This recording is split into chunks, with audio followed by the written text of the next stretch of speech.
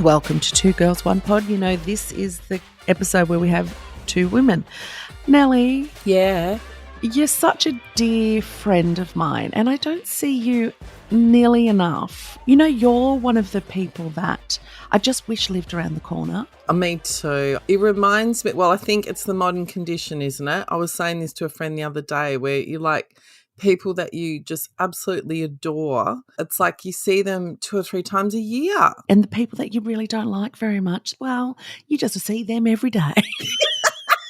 Off your bye. Off your Now, you have an amazing podcast, which I've been a guest on. It's called Dear Nelly. It's such a great podcast.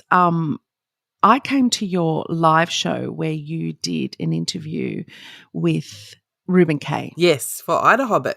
Ida Hobbit? Yes, for 2023 Ida Hobbit, which is the International Day Against Homophobia, Biphobia, Transphobia, Intersex, etc. Yeah. I enjoyed that show so much. You were just so incredibly charismatic, and like when you came out, like the room was really small, but it felt like there was a million people in there. Oh. That particular episode I enjoyed so much. Like you and Ruben had such a beautiful chemistry, and he was such an interesting interviewee. Like what a fascinating story. I just wanted to say to people, we're going to put that particular episode in the show notes because it's such a great episode that a lot of people really need to listen to that episode. And I think that that's a good start to get into your podcast. That's really sweet. Thank you. And I think for me, and you tell me if you had a different experience, but it was quite a profound experience for me as well, and dare I say maybe for Ruben, because I think for someone like Ruben, who's known as primarily, you know, a comedian and as being controversial, but that means that when he's interviewed, he's taken straight there all the time. I watched him at the end because he was spewing it was over. Oh, he cried after. I hope he doesn't mind me saying that. He did. He said no one ever, I mean, I'm paraphrasing, but I felt like he basically said no one ever gives me permission to go there. Oh, my God, Nelly, that – because, you know, when he was walking off, he stayed off stage. Ruben, I could see it on his face. He was just so into it, you know, and I could see he just had an amazing experience. Me too. And I think as an interviewer, sometimes there's a point in an interview where you go, this is going to go one of two ways. And I felt the exact moment, and you can probably hear it if you listen close enough, where I thought he's either going to keep joking and deflecting, or he's going to go where I'm trying to take him. And it's like I saw in real time his brain go, oh, it, take the risk. Go where she's taking you. It was a really beautiful time to watch and listen to. Now, you mentioned that you're a single mother. Yeah. With 2 daughters. Both have disabilities. One of them has the same affliction that I do, amongst many others. This poor young woman that you birthed first. That is such a relief to me because you are one of the most non-judgmental friends I have when it comes to my chronic fatigue syndrome, myoencephalitis, because you are watching it, you're living it, you're seeing how food affects her, how environment, how air, every single thing affects stress, everything. And then you have another child who is on the spectrum. Yes. So the older one, the teenager, has myalgic encephalomyelitis, also known as chronic fatigue syndrome, but multiple, as do most people with CFS, multiple what they call comorbidities, which is such a horrible, you know, it's horrible terminology, but it's a shit show medically is what I'm saying. And my little one is autistic. So both of them have invisible disabilities. I mean, they're not invisible to me. If I go to that event, for example, like if we go to an event, she might need 3 weeks off school. So other people don't see that because hasn't got a visible disability, either of the kids. But it is very real. And you've gone through all the doctors and the specialists that you can. I mean, I can't imagine how much money you've spent because I know how much money I've spent on just me. And these invisible illnesses are so underlooked at and undercared about. You know what? The thing I've learned, because it's not the money, it's the emotional labour. I think that is the biggest cost for the person with the illness and as a carer.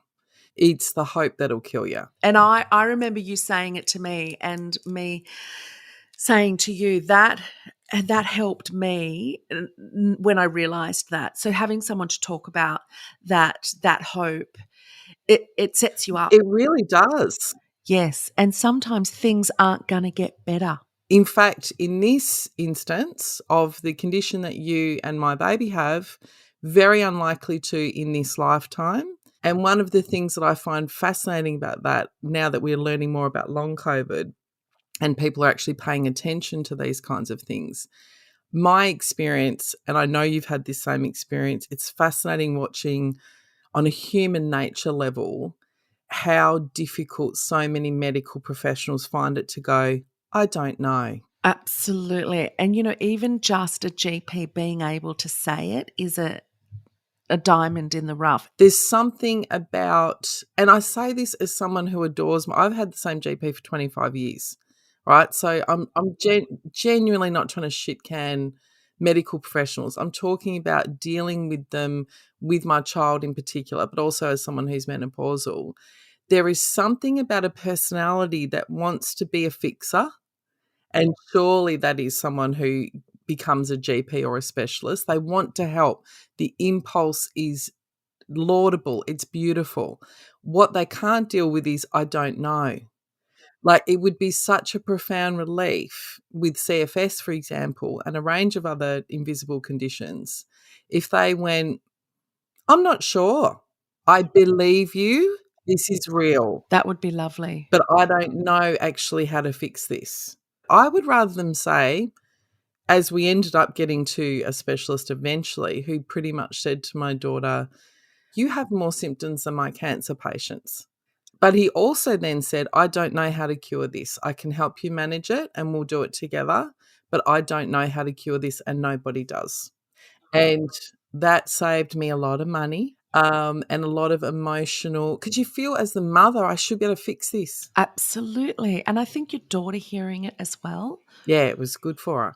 Would have really helped, but hearing also we're going to manage it because that's all we can do. I will never forget him saying, and this is some years ago now, he said, you're never going to be the girl at the races with a glass of wine standing in the sun, but you'll be able to have a dinner party. And I thought this is the perfect summation of that stoic kind of middle way of going acceptance, but also not like giving in to darkness. Like there's some things you won't be playing netball, but you might be able to do Pilates. And in fact, once we accepted that, and I find this fascinating in terms of my own journey becoming a freaking grown-up, I've realised it's about acceptance. Like I spent the first few years of her diagnosis fighting. Denying, yeah. And the appointments, Yvie, and the drain on the family. Well, you would have been like a dog with a bone. Oh, my God, I must be able to. Because you go from this bright, happy, vibrant child to there was a point at which for almost a year she was bedridden. And then at the same time, you've got people saying this is in her head. I remember my mum, who I adore my mum, but I remember my mum used to say, because, I suffered from such dreadful depression as a teen, but that was from, among other things, sexual abuse, and not ever knowing that had been happening. But I remember my mum used to say all the time, maybe we need to go to the cancer ward and see sick kids and what it's really like to, she would try to the perspective angle on me.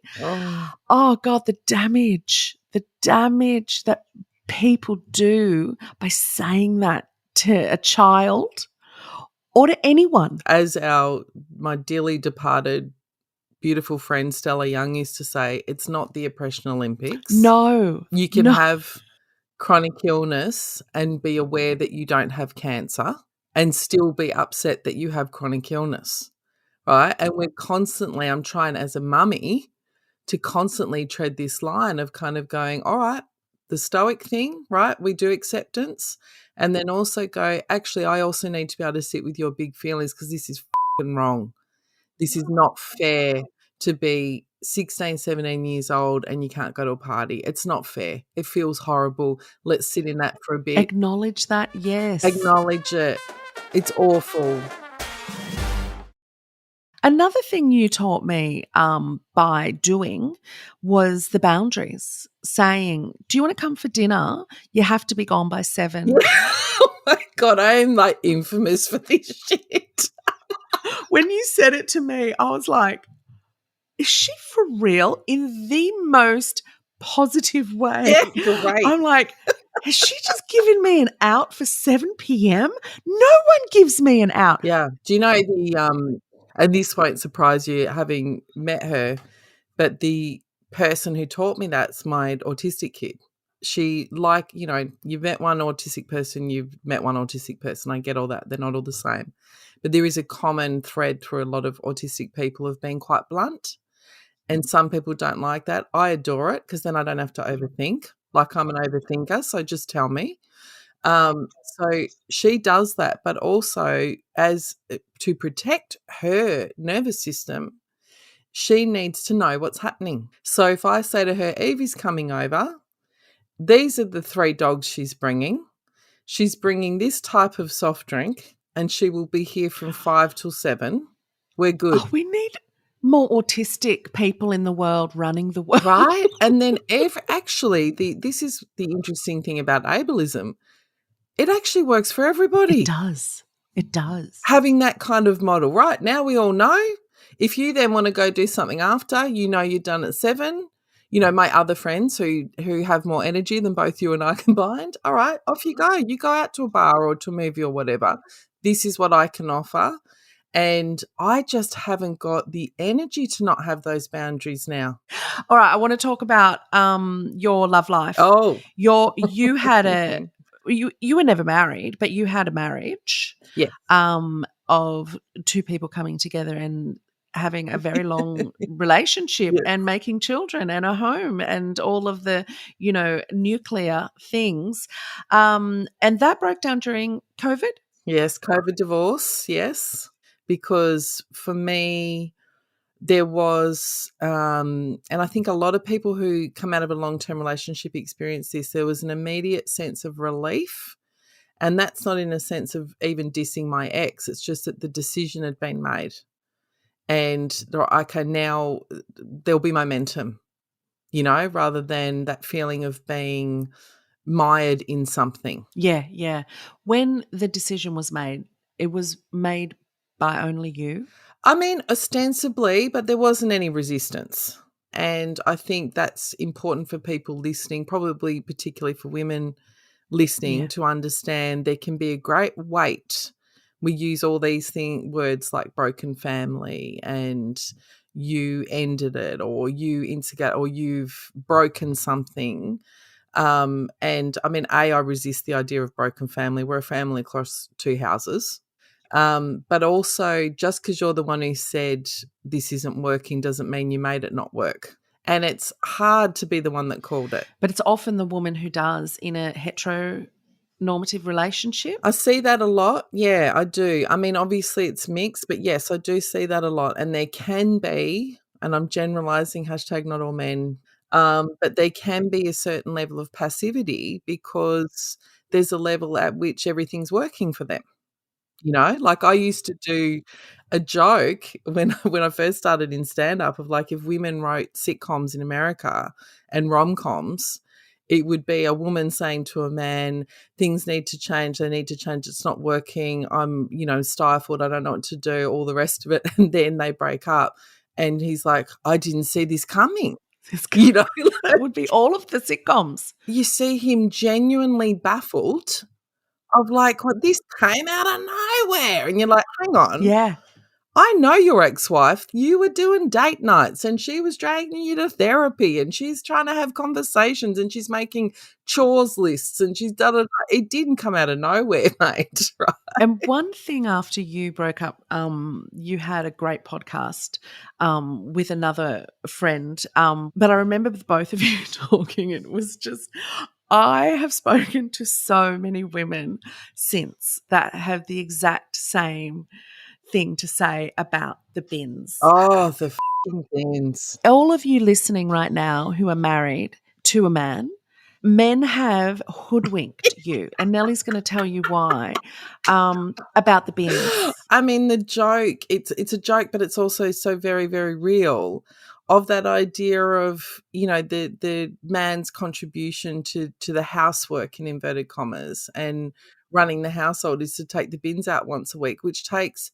literally 45 seconds. Mm-hmm. Compared to cooking, cleaning, mental load, school forms, compass notification. I mean, I could go on and on. It's wild. You know, to step outside a front door or back door is made to look like it's a really big thing. So often a mum will do that bit, but taking the bins out to the street. I remember listening and I was cacking myself because you said I had to take the bins out. And It was so fun. I remember Kate going, "Oh my God, yeah, the bins." Because you went, "It takes 45 seconds." But I was out there going, "Oh, this is lovely. This is quite nice out here. Like, no one's around. It's nighttime, you know, looked up at the stars. Like, I stretched that out to a good 2 minutes," which is what they do. Take 5. They've done that and then come back in like, "Oh, you know, pat me on the back. The bar is very low, lover, but pat me on the fucking back for doing that because, that was a hard one to, you know." Way and we too believe low. them. That bar is so low, we're tripping on it. And it's such a difficult conversation to have because, and this, even saying this out loud sounds so trite, but I love men. Like, there's men I love and adore. And if you accept that we are socialized to be compliant as women, for example, and accept this bullshit, we also have to accept on some level that they're also socialized. It's both ways. I love men too. I love good men who have not been taught, have been taught but recognized. It's an ongoing thing for the rest of your life. It is for me, and I've been an avowed feminist since I was a teenager, and I still catch myself going, oof, I don't like that photo of me sitting down because I've got a fat roll. And then I go, hang on, this is patriarchy, you know, right? It's still there. That stuff is very real, but I think the denial that we have about it, and there's a whole other level where if you like progressive men, which I do, and I'm sure you also do, Mm-hmm. I think of the guys I grew up with, which is Bogan WA. If you said to them, all you're doing is putting the fucking bins out, like lift your game, you need to do more of this, and that, they might go, oh, off, but you'd like have an argument about it and then you'd do it. Yeah. You say that to like an inner city educated lefty progressive man, you're attacking his very core. Yeah, and he will argue you down. Oh my God. Then it becomes a much bigger thing than if had you said it to the bogan who would have gone, oh yeah, I guess I was getting away with it. And then you're in this real bind because we're in this moment in time, and this is why you're hearing so many women go, I've had enough. But we're working as well in paid work. So it was the whole thing of, you know, you can have it all. Oh no, we're just doing it all. And we've had enough. And I think all you hear is the rage. What I would like actually the listeners to think about is the sadness behind that. Because if you feel like you're not really in a team or your needs aren't being taken seriously, yes, it's funny joking about the bins and the dishwasher and all the rest of it. But underneath that, it's a deep hurt. I remember listening to a psychiatrist say, or a psychologist say, when they know a relationship is over, when contempt comes, and because resentment is your borderline there, but your contempt is over the line. I agree. And I think and same with friendships, family, whatever, any kinds of relationships, could be romantic, whatever it is. For me, when people ask me, how do you know? I'll say 2 things. One, when you feel like you can't breathe. And the other one is when you can't be bothered fighting anymore. Yeah. Oh, God, yeah. How many women do you hear say, and I'm sure there's some men as well, I cannot have another discussion about meal plans. I simply can't do it. You know, because there's a point at which you go, if you wanted to do it, he'd do it. I remember watching my mum go into defeatism. and then waste away slowly until she died. That was her out, instead of leaving him, because she couldn't leave him. She had no strength to do it. She had no physical, mental, or emotional strength left to rebuild, and she knew it. Oh, baby. And just keep agreeing to keep the peace until she could leave for good, and not even realizing that that's what she was doing. No, that's right, because then you've got all these overlays of, if I do go, I broke the family up. Yeah. I hurt the kids. Oh, God, I hurt all of that kind of stuff. Fighting, and I don't just mean fighting as in fighting with a partner or a friend or whoever, but fighting to keep it going is exhausting. So I think initially for me, post the end of that relationship, there was a profound sort of period of relief. And then it took, as things often do, I don't know, a good 12 months at least for me to kind of go, oh, this is hard. Right? Like then it catches up with you. And if you're used to dissociating and all the shit that I've used as coping mechanisms over the years, eventually you got to sit in the shit. I used to say you've got a poo pool and you got to sit in the poo pool, and sometimes you just got to sit in it and you got to slop the shit on. Feel it. But I have to say, as someone, I've had 2, 3, say 5 or 6 significant relationships with women, one significant relationship with a man, and various other dalliances, shall we say. Dalliances. And one thing I would say, which I find fascinating, is I don't think I've experienced equality probably in any of them. Really?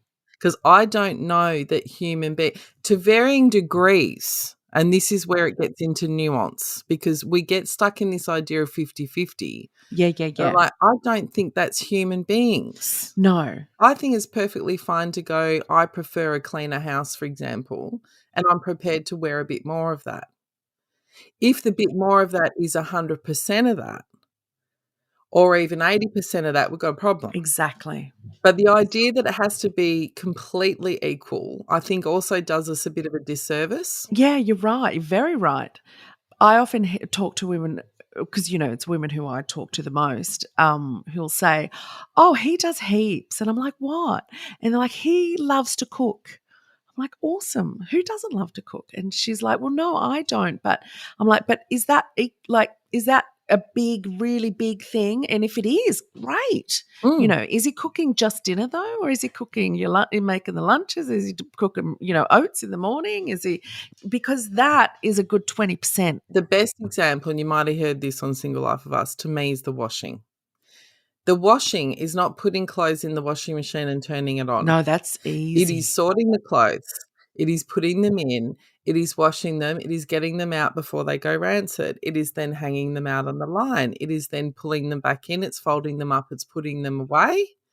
There are literally 8 or 9 steps in, quote unquote, the washing. Because if you're going, my husband does the washing, do you mean he puts it in the washing machine? My wife does the cooking. Does she just literally put the stuff in the pan? Or does she shop?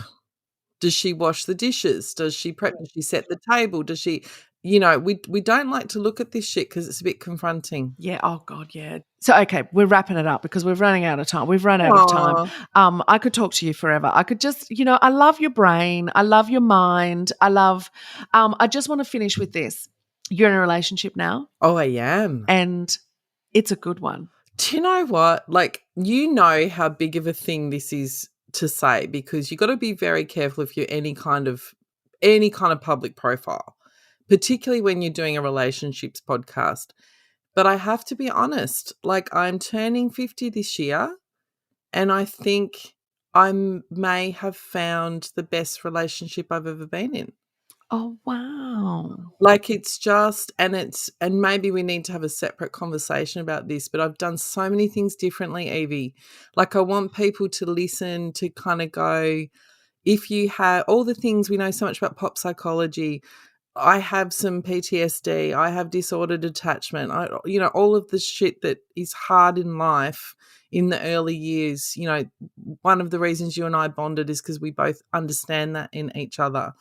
The danger in that is that it can make you feel like you're broken, you know, and that you can't connect with people, whether it's romantically or friendships or as a parent, you know, or I just want people, those who are interested in being in romantic relationships, to hear that it is possible. It like, you've got to do the work. And that's such an overused phrase, but I really feel like I didn't just sort of read the books and do the podcasts and do the therapy. I have to behave differently. I have to actually make different choices, and me, it works. Wow. It's working. I don't know if it'll work forever. I'm too old to be that delulu. Well, nothing's forever. But it's working. It's not necessarily, is it instinct or is it trauma? Yes. Right? It feels like instinct, like to withdraw, for example. If I feel someone's dangerous, and I don't mean in the physical sense, I mean in the emotional sense, I feel like I'm in danger, like withdraw, shut it down, dissociate, cope. And I've literally gone, no, go closer. Well, it's like the old saying, you know, you just keep doing the same thing and it's not working. Yeah, over and over. Change it. Well, that's not the saying, but, you know, that old kind of like, how's that working out for you? How's it worked out for you? The main thing, just for anyone who's going into dating who might be my age or any age really, the thing I learnt the most, and this is the thing I've done most differently with Linda, is to go, I'm going to look for someone who is consistent in their actions, not their words. And I know that sounds basic. I know it does sound basic, but it's basic can be beautiful. It's poignant, isn't it? Because words, they can just be repeated and repeated and repeated. But if there's no action, I'm such a sucker for words. Oh, we all are. I mean, and especially women, like we love words. So I'm giving it my best shot. You know what it's like, getting back up off the mat and trying again and all that kind of. It feels hard, and I completely honor those who don't want to. I truly do. That's me. Like, I don't think, yeah, and you don't need to have a relationship to be completed and all that kind of bullshit. I don't believe in the one, all that stuff. But if it's something that you want to do, and you feel like, well, I've been knocked around, you know, whether it's through divorce, childhood, circumstance, whatever it is, you can change that. Yeah, that's really good advice for people I know and people who are listening who do still want to still have that fire in them to have a relationship and wonder, should I give up? No, if you still want to, don't give up. Okay, I'm going to end on something beautiful, because from my oldest daughter, who I also know that you adore, she said to me, I think she saw it on TikTok, don't chase butterflies, build a garden that butterflies want to come to. And then if the butterflies don't come, you've still got a beautiful garden. Oh, my God. We are too old to chase anyone. Do not chase. It's undignified, and we don't need to do that. But if you are creating this beautiful life. Yeah, and a space that you enjoy and love. There's no guarantee that you're going to find a lover, but you've lost nothing by building the garden. Oh, I love that, because it's the word building, isn't it? Is so great, because you're in control of that. You've got autonomy. And if we can, I mean, extend, I may be like over-egging this metaphor, but the thing I also thought was like, there's also weeds in the garden. Like this idea that you've got to like reach a state of perfection to be able to date, for example. I'm sorry, if you're 50 years old and you've been through the ringer, you're never going to be perfect. And you probably, no human being is. It's a matter of degree. How are you ready enough? Well, the garden is a good analogy for life, isn't it? Because there's a lot of weeds and there's a lot of beautiful flowers, and it changes constantly. It's deciduous. Yes. Nelly Thomas. Yeah. You are a joy. Oh, you are. Chuck out the rest. You are the best. We won the war in 1974.